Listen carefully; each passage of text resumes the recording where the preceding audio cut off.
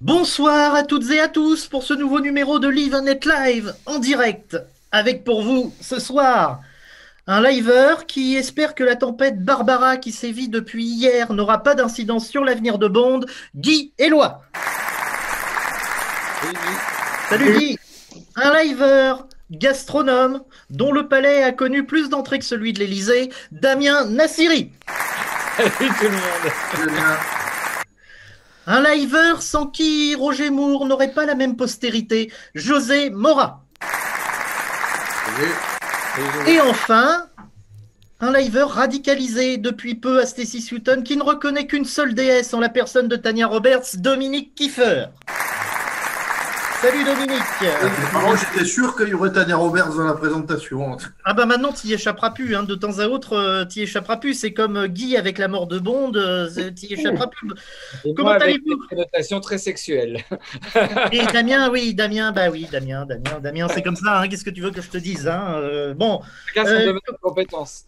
comment allez-vous Impeccable. Ça va. depuis la semaine dernière? Alors, ce soir, nous allons parler Bond Mania. Également, nous aurons en deuxième partie deux jeunes fans, Paul-Étienne Chadney et Maxime Masméjean, créateurs et animateurs du podcast Let's Bond.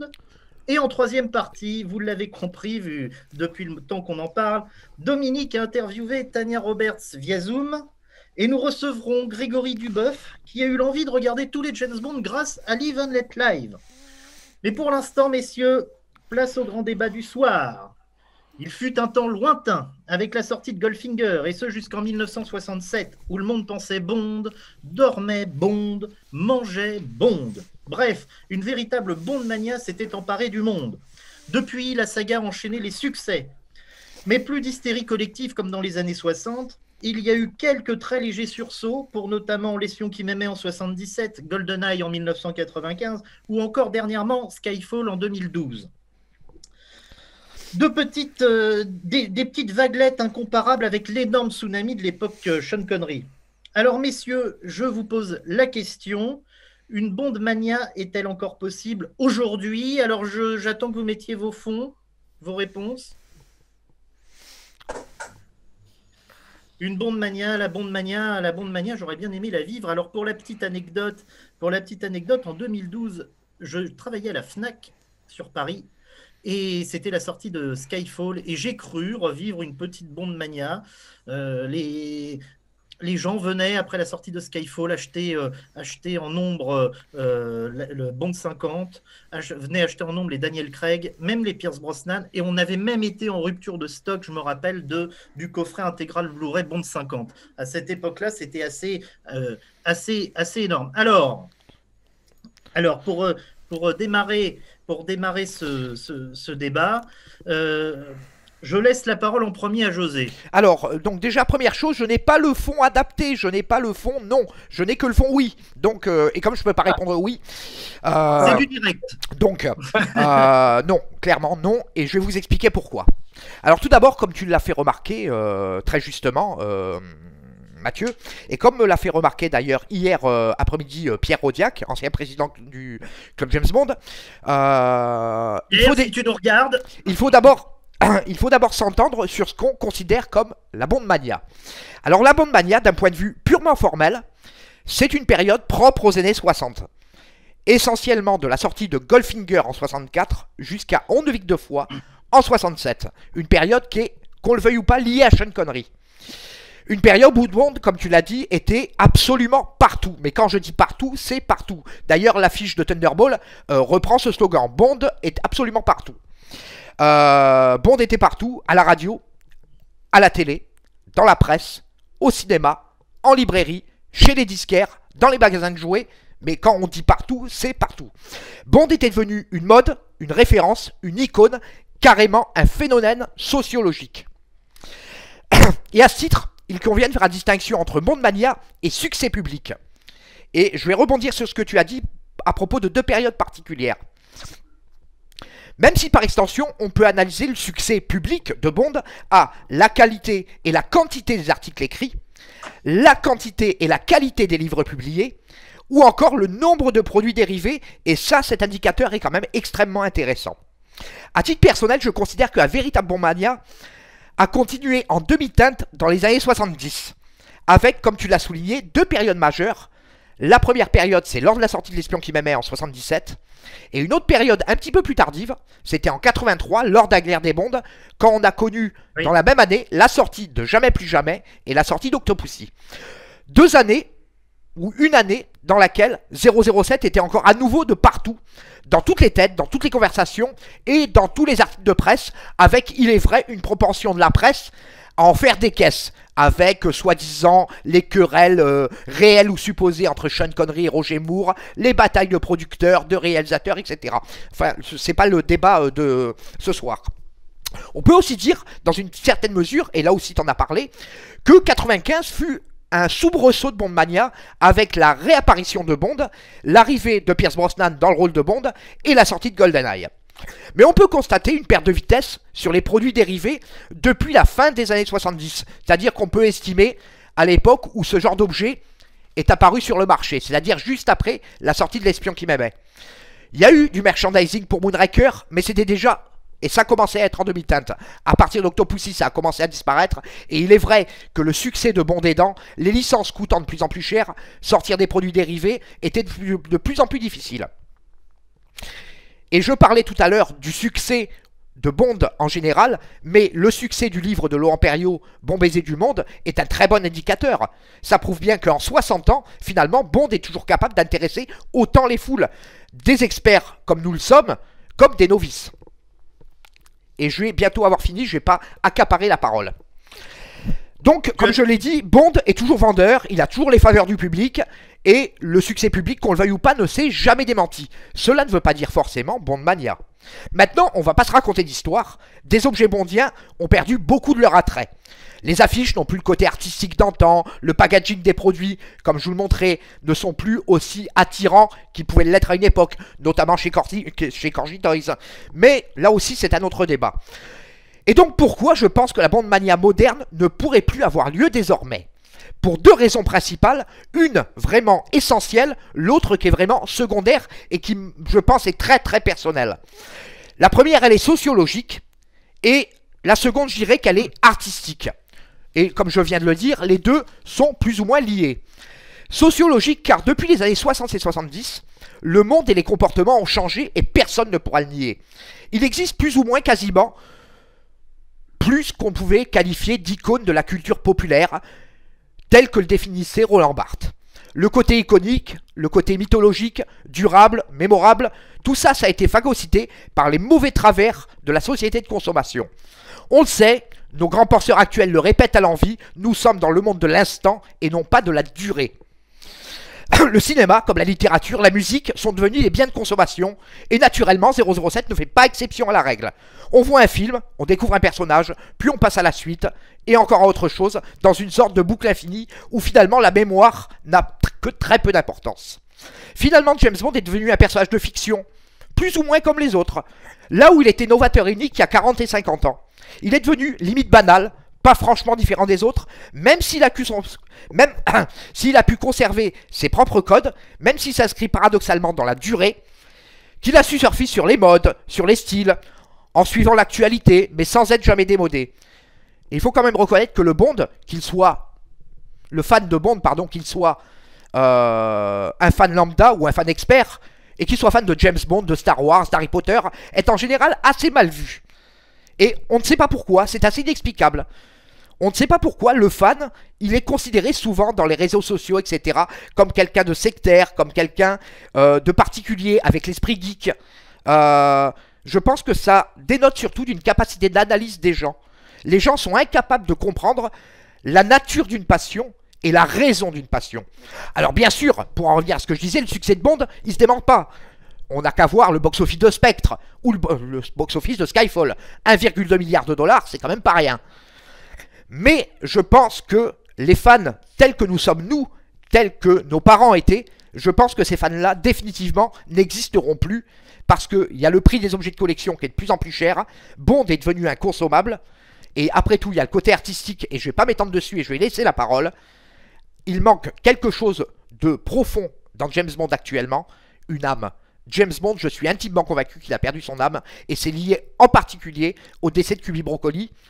Et je pense que des films comme Octopussy, comme Opération Tonnerre, comme L'espion qui m'aimait, on ne les reverra plus, ils sont morts et enterrés, et je pense que ça justifie le fait que la bande Mania est disparue et qu'on ne la reverra jamais. Merci José, je tenais aussi à préciser que Bond a énormément, comme tu le disais tout à l'heure, Bond était un peu tout seul dans les années 60. Sans concurrence. Il y a une énorme concurrence, notamment avec beaucoup de franchises qui cartonnent mondialement. Hein. On va Absolument. Marvel, Star Wars. Et justement, je voulais citer François Justamont qui dit que de nos jours, c'est plutôt la Marvel Mania ou encore la Star Wars Mania, même si la Star Wars Mania tombe un petit peu, mais c'est surtout la Marvel Mania. Comme il y a eu la Harry Potter Mania, hein, il y a beaucoup de franchises qui concurrencent James Bond. Alors avant de passer la parole, je fais un petit écart hein, parce qu'on a Joe Canan et Peterlin qui sont en train de me taquiner depuis tout à l'heure. C'est pour ça que j'ai un petit sourire à l'écran. Ils veulent nous offrir des cadeaux pour Noël. Ils veulent choper nos adresses. Alors moi, ils veulent m'offrir des bouteilles de coca. Guy, des films, des DVD de Casino Royale 67 et Damien, des romans. Voilà, c'est la petite parenthèse. Je vais laisser tout de suite la parole à Dominique. Alors, bon, moi, effectivement, comme vous le voyez, j'ai répondu non. Je serai un petit peu moins drastique que José. On va dire, oui, on est tous d'accord pour définir la bande mania des années 60 qui, pour moi, est au-delà de ce qu'on peut appeler un âge d'or. Dans les années 60, les deux choses les plus populaires, c'était James Bond et les Beatles. Il n'y avait rien qui passionnait autant les gens que ces deux icônes. James Bond, pourquoi? Parce qu'on n'avait jamais rien vu de tel en termes de divertissement. On n'avait jamais vu un truc aussi original, d'aussi excitant. Surtout au moment où Goldfinger est sorti. La Goldfinger, il y avait une espèce de cocktail qui avait été trouvé. Et je pense que la Bond Mania est aussi due à son premier interprète. Avoir mis cette espèce de panthère humaine dans le rôle pour lancer la saga, c'était preuve d'un flair incroyable. Quoi qu'on sait que Sean Connery a été aussi engagé parce qu'il n'était pas payé très cher. Toujours est-il qu'on sait que Kubi, quand il l'a vu marcher par la fenêtre, il a dit à Saltzman, ou alors c'est Saltzman qui l'a dit à Kubi, je ne sais plus, regarde, c'est lui, il marche comme une panthère. Et pour moi, il y a un cocktail qui faisait que c'était parti.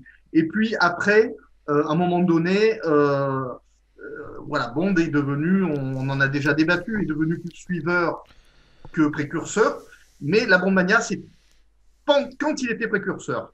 Après, je pense qu'il y a encore eu des âges d'or, ce qui pour moi est en dessous de la Bond Mania. Il y a eu des âges d'or, je dirais que il y a eu cet âge d'or effectivement de la période Brosnan, tout d'un coup ça a été relancé et je crois que on a au moins 2 liveurs là qui ont découvert Bond avec Brosnan et je crois qu'on vit une espèce d'autre âge d'or avec Craig aussi parce que il est très très populaire. Mais effectivement c'est pas la Bond Mania.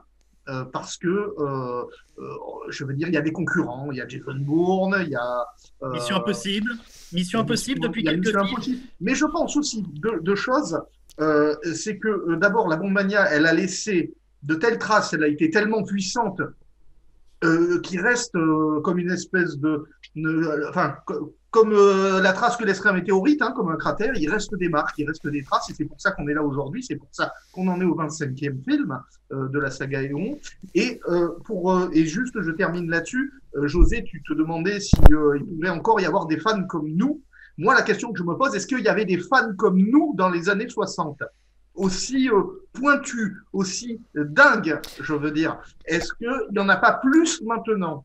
Ah oui, mais sans doute, Dominique, sans doute, parce que c'est lié à deux choses. Déjà parce qu'on a des systèmes de communication qui sont beaucoup plus efficaces, notamment les réseaux sociaux, l'internet, etc. Et il faut quand même dire qu'il y a beaucoup de littérature qui est sortie sur Bond dans les années 60-70. Aujourd'hui, beaucoup de livres et beaucoup d'encyclopédies sont extrêmement bien documentés. À plus forte raison, les archives d'Eon Productions ont été ouvertes plus que très largement. Donc effectivement, c'est plus facile d'avoir de l'information, de sources sûres, etc. Maintenant, je te dirais que, en ce qui concerne la Bond Mania, et je vais rebondir, je ne suis pas tout à fait d'accord avec toi en parlant d'âge d'or. Comment expliques-tu que la presse spécialisée dans le cinéma ou la presse généraliste fasse un tel pataquès sur l'arrivée probable de Idris Elba dans le rôle de Bond? Visiblement, ça obsède les journalistes. Donc ça veut dire quand même qu'il y a des reliquats de Bond Mania. Bond est toujours un personnage qui intéresse. Oui, Oui, Ça fait vendre par du contre, je papier. suis pas d'accord avec toi quand tu dis que qu'il a perdu, enfin, il a perdu son âme, il a changé, mais je pense que si on est encore là, c'est qu'il l'a pas perdu tout à fait. Un petit peu quand même, un Je petit tenais à peu. préciser une chose, Dominique. Oui, je voulais rebondir sur le fait que tu dises, est-ce que dans les années 60, il y avait des fans aussi pointus, aussi dingues que nous? J'ai envie de te préciser que dans les années 60, Tanya Roberts n'avait pas encore interprété une James Bond girl dans Par la contre, il y avait saga. Claudine Auger, et là, ça aurait été ton affaire. Ah, ça, je ne dis pas le contraire, hein. Guy, Mais de toute façon, moi aussi j'ai mis non. Alors, je suis d'accord d'un côté avec José que la bonne manière a commencé avec Goldfinger en 64 jusqu'en 67 avec Casino Royale. Avec quoi? Avec Avec quoi? Casino Royale. Là, les spectateurs se sont rendus compte que rien ne sortirait d'aussi magnifique et ils sont désintéressés de Bond. Non, plus sérieusement. En fait, ce qui s'est passé, les gens, à l'époque, il n'y avait pas vraiment, comme on l'a dit, de concurrents, quoique il y en avait. Et prends le cas des trucs comme Lemmy Caution, le truc de série B avec Eddie Constantine. À l'origine, James Bond n'était qu'une série B, Oui, mais James Bond a eu beaucoup Oui, de mais- succès. Pourquoi? Par les gadgets, Guy, parce qu'on voyageait beaucoup. je À suis d'accord, l'époque, je suis d'accord avec toi de prendre comme exemple Lenny Koshen avec Eddie Constantine, je crois, de mémoire. Ouais, c'est ça. Ouais. Mais regarde bien, cette série-là, il y a eu énormément de films, mais y a-t-il eu des produits dérivés? Absolument aucun. Non. Voilà. Et donc je pense Et que ce le qui est produit marrant- dérivé est un très bon indicateur sur le succès d'une franchise. Et ce qui est marrant, si tu regardes, Lemmy Caution, c'est quasi terminé quand Bond a commencé. Je ne sais pas s'il y a un rapport de cause à effet, mais bon. Alors, à l'époque aussi, qu'est-ce qui a fait le succès? Les gadgets. Le fait que tu avais un film tous les ans, 62, 63, 64, 65, puis 67. Le fait, comme Dominique l'a dit, Sean Connery, parce que quand Sean Connery a quitté le rôle, la série a eu moins de succès. C'est vrai. C'est tout ça qui, d'après moi, ont C'est fait que la monomania, ce sera fini. À l'époque, quand est-ce qu'on s'est regardé un film, un James Bond? Au cinéma. Oui. Maintenant, tu as le DVD, tu as par Le streaming et tout ce que tu veux. Absolument. Donc, tout ça fait que Et- c'est plus, comme l'a dit, je pense, Clément, avec 2 films tous les 10 ans, tu vas encore voir quelque chose. On est d'accord. On Tu est puis- auras d'accord. toujours du succès, tu auras toujours des fans, mais plus comme avant. J'ai José, une José, question. je te laisse. Ouais. Je te laisse la parole juste Oui, après. vas-y. Il faut aussi dire qu'effectivement aussi, il y avait de la concurrence à l'époque, comme tu l'as cité, avec Eddie Constantine, il y avait aussi Chapeau melon et bottes de cuir, Le Saint, pour ne citer que ça. Et Docteur No était une série B d'espionnage. Il y a aussi le succès surprise, l'énorme succès surprise de Docteur No, qui a permis de lancer une suite, et la suite a encore mieux marché, Succès. et qui a lancé Goldfinger, et Goldfinger, ça a été vraiment l'apothéose de la saga, et ce qui a défini la saga aujourd'hui, et qui a fait la Bande Mania, d'ailleurs. Avec un Absolument. méchant vraiment au job, Oui. avec la fille peinte en or, la sonde Martin bourrée de gadgets. Et pour rebondir sur ce que tu disais, Guy, c'est très intéressant. Et pour rebondir aussi sur ce que disait Mathieu, c'est aussi très intéressant parce que tu parlais de Docteur No. On n'était pas sûr que ça soit un succès, mais qu'ont fait, Broccoli et Salzman. Pour Bon Baiser de Russie, on double le budget. Pour Goldfinger, on double le budget. Pour Opération Tonnerre, on double le budget. Et à chaque fois, on double. Et surtout, une chose, Guy, par rapport aux autres films d'espionnage de la même période, c'est-à-dire début des années 60, Bond arrivait quand même en couleur. Les autres films d'espionnage étaient majoritairement en noir et blanc. Ouais. Et là, on a Docteur No, James Bond qui se pavane sur une plage à la Jamaïque en Ah ouais. couleur, Non, pas non, encore en cinémascope, Jamaïque. mais ça viendra 3 ans plus tard. Et je veux dire, c'était quand même révolutionnaire. Je te dis, Et je vais encore regarder une fois, Docteur et, No. à une époque où les gens, et ça c'est encore un peu de pub pour le bouquin de Laurent et Guillaume, c'est très bien expliqué dedans, à une époque où les gens n'avaient pas les ronds pour voyager. sauter Absolument. dans un avion et aller à l'autre bout de la Mais planète. regarde Tout à un petit fait. peu. J'ai regardé hier Docteur No. Mais quand tu vois cette plage avec la cascade et tout ça, c'est merveilleux, c'est magnifique. Et surtout, mine de rien, ça reste intemporel. Parce que même encore aujourd'hui, Docteur No, les paysages ne font pas dater. Ouais. Quoi de plus intemporel qu'un bord de mer?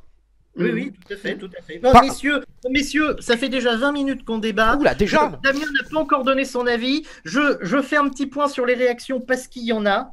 Il y en a. Alors bon, on continue. Évidemment, je fais de la pub pour mon coca. Hein, ça va peut-être calmer Joe Cannon. D'ailleurs, grâce à YouTube, et c'est moi qui suis YouTube ce soir, je connais le vrai nom de Joe Cannon. Attention, s'il continue, je vais le diffuser en direct. Je connais aussi, hein.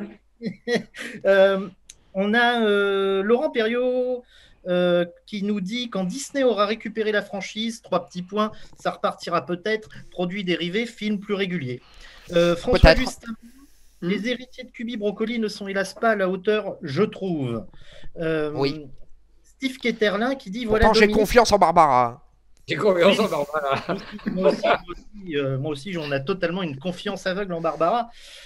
Steve Ketterlin qui est d'accord avec Dominique, qui dit parfaitement, c'est comme pour les Beatles. Laurent Perriot qui est d'accord avec nous, hein, qui dit en même temps, dans les années 60, Bond n'avait pas ou peu de concurrence qualitative comme aujourd'hui. Steve Ketterlin, on est en 2020, de nos jours, il y a trop de choix possibles dans tous les domaines, hein, on va dans le même sens. François Justamment qui précise Connery avait une démarche féline, en effet. Ben oui, en effet, il avait une démarche féline. Roger Moore aussi, hein. Oui, ben Roger Moore a tourné d'ailleurs avec Chat pour la démarche. Absolument.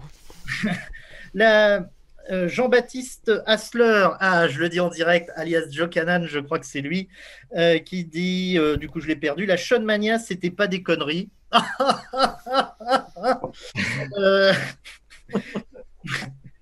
Steve Ketterlin, mais sérieusement, on parle d'une autre époque, dans plein d'autres domaines, ce n'est plus pareil.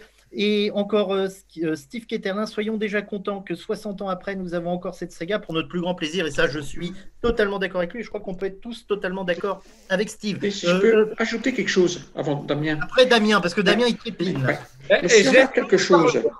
La Bondomania, c'est avec Sean Connery. Et il me semble que Sean Connery est le seul acteur qui n'a pas de détracteur. Lazenby en a, Oui, Roger Moore en a, Oui, Dalton en a, oui. Brosnan Oui. et Craig en a. C'est vrai. Mais j'ai jamais vu quelqu'un C'est qui faux. disait Je Sean Connery connais. n'a pas. Je connais un détracteur de Sean Connery. Une. Marie-France Vienne. C'est Non, la elle seule. n'a jamais rien vu. Mais Marie-France Non, mais Vienne, c'est une posture. Elle a dans sa chambre un poster de Sean Connery avec le costume de Zardoz, avec les bottes en cuir et le slip C'est rouge. rouge. Damien, allez, tu as la parole parce que tu attends depuis un moment. À toi.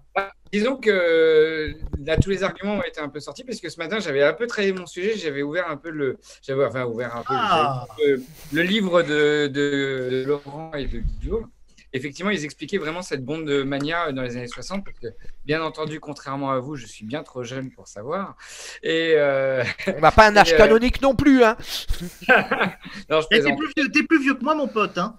C'est vrai, mais je fais moins. Bon, toi, attends, je vais te faire une présentation coton la semaine prochaine, tu verras. Je plaisante.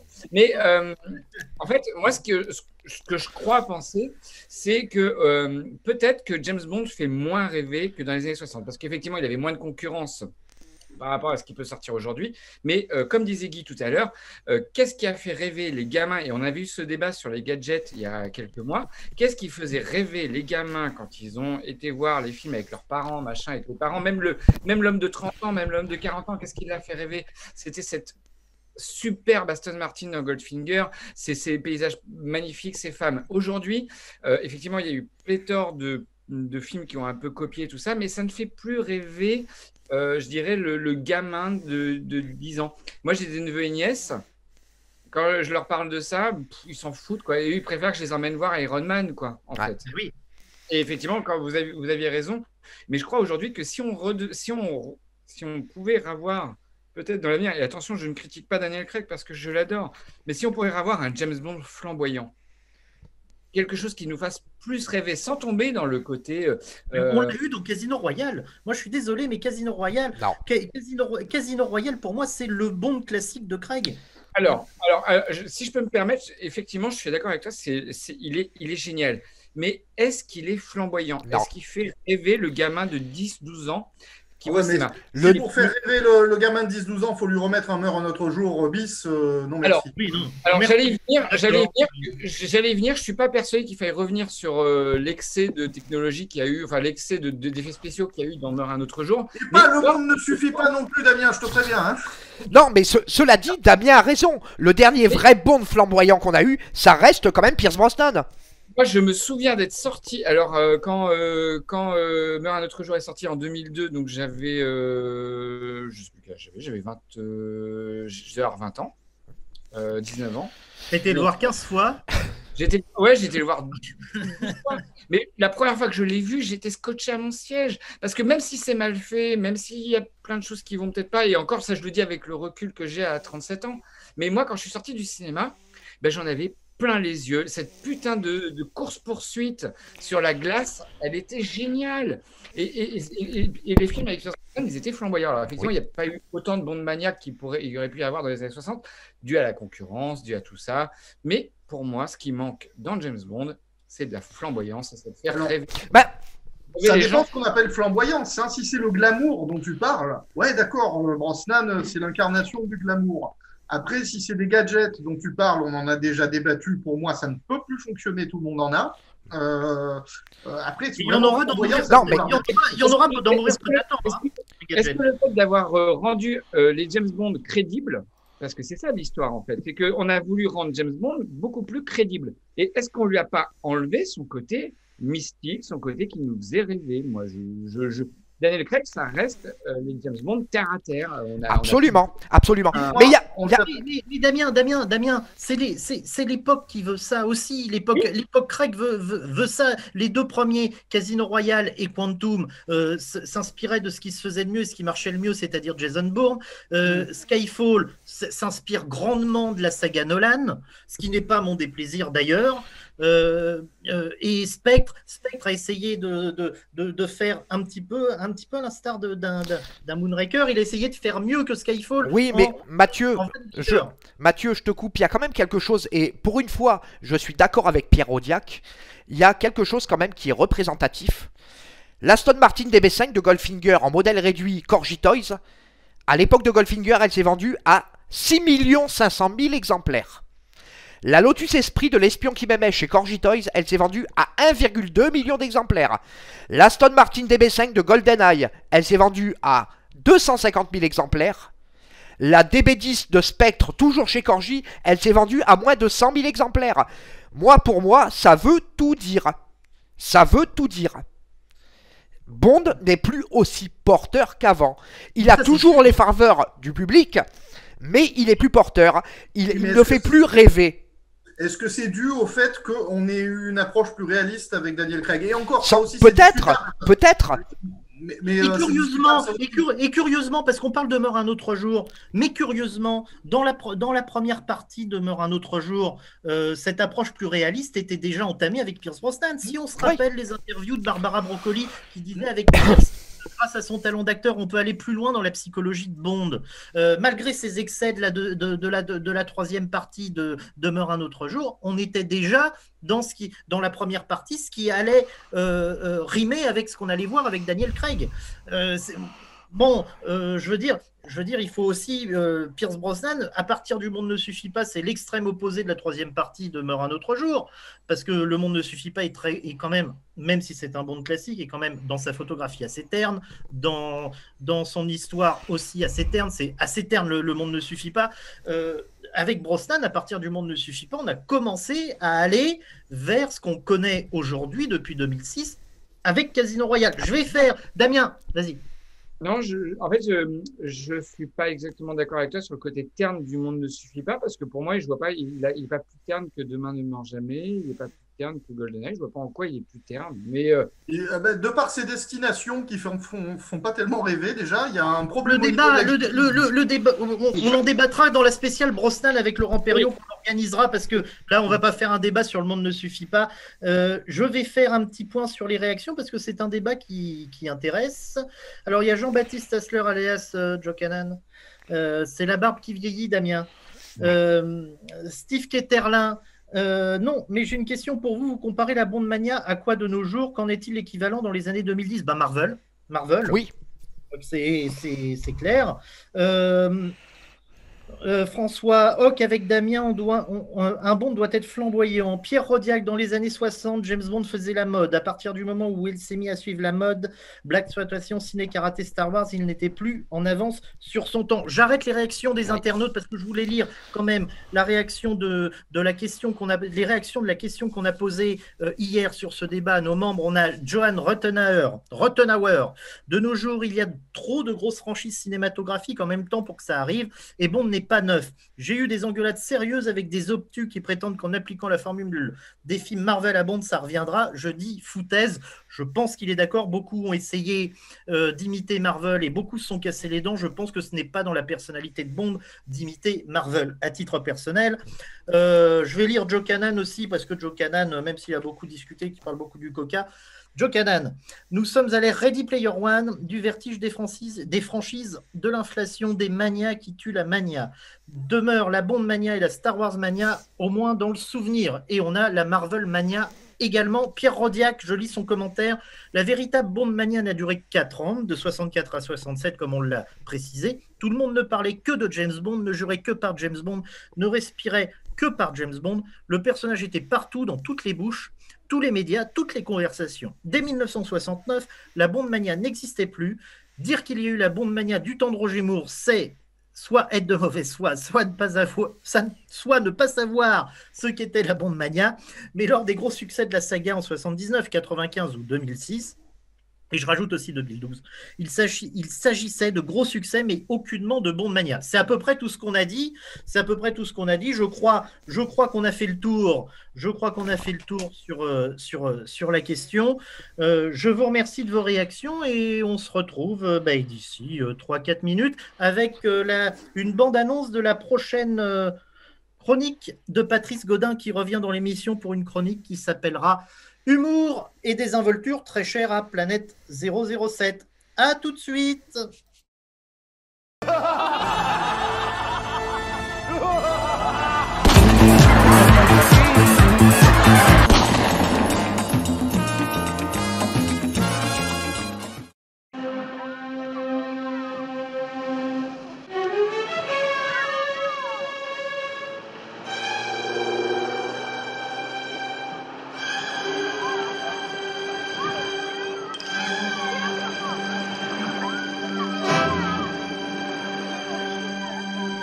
Ils allaient à un enterrement, sans doute. Sans doute, sans doute, sans doute.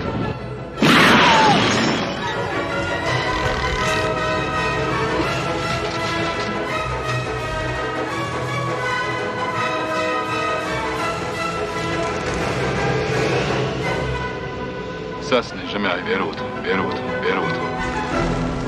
Mais c'est vous! Rien à déclarer! Oui, un violoncelle!